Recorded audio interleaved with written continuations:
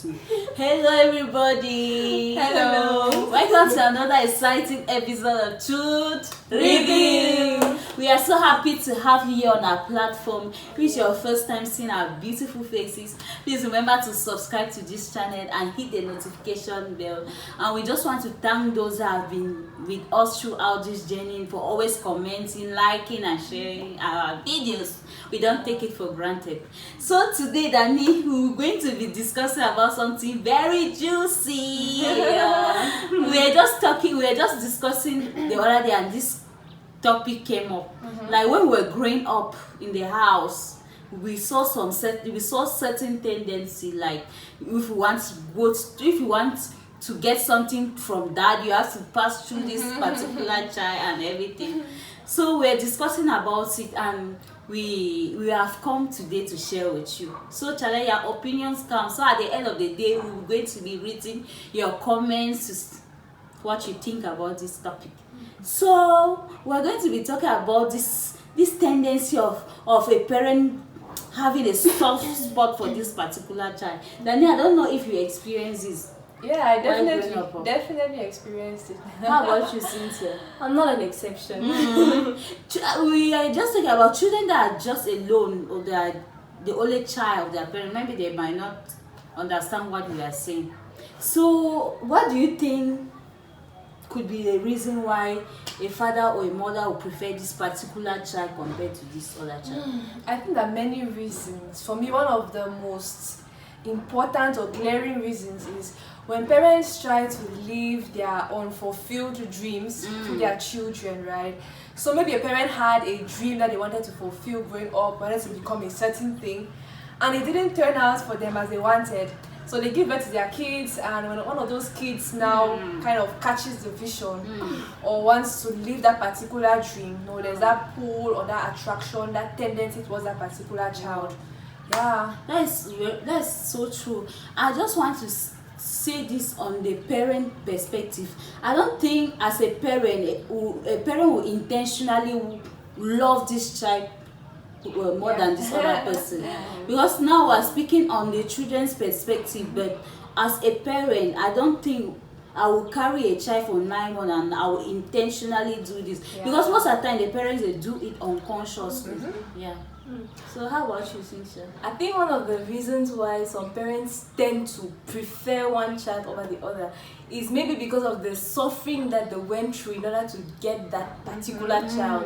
They tend to like cajole this one, or maybe the child is disabled, so their attention is all on this one because they feel the need to protect that one. Child is so weak. He's weak, and he does not have maybe the opportunities that others have. So I'm just covering that. They are covering this one, and the others can feel left out. Yeah, that's so true. I also see on couples that maybe they have difficulty having a first child, and finally when they have that child, they have the tendency of pouring all their emotions. A precious egg. Even the tendency, even the sense of like maybe firstborn kids. Maybe it's just the idea that it's your first child. Even though sometimes I feel like the last born, because like this whole vibe of last born Charlie. So that is the firstborn. Sometimes even just a position in your that you have that just gives you that advantage. Maybe we will just say at times it's God's grace upon the life of that child. No, for example, in Samuel's case, right, and now praying for a child, weeping, crying, and then the child finally comes. They go and give the child the temple for the child to stay there. Maybe the siblings are like, why is it always Samuel? Why is it always Samuel that gets to spend all his time at the temple? So that's like a scenario where something like that, so the dynamic would have. Another reason for me is that a child that succeeds in speaking the father's love or mother's love language will be most preferred, because we are human beings, and most of the time we tend to bond more with people that have like passions like us. Maybe a parent is the one that liked words of affirmation, and a child that succeeds in giving the parent that particular word of affirmation will tend to have this particular the attention of the parent. And just even like in the reverse also, maybe maybe the parents are not even trying to be partial with their kids.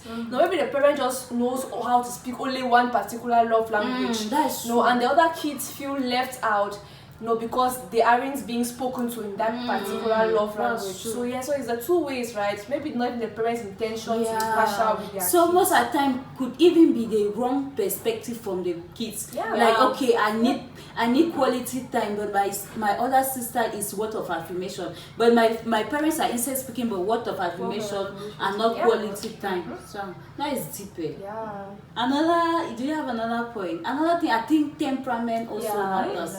Yeah, because I was discussing with a particular parent that was like, hey, this child is always in the room. You don't like spending time with us. This child is always in the room.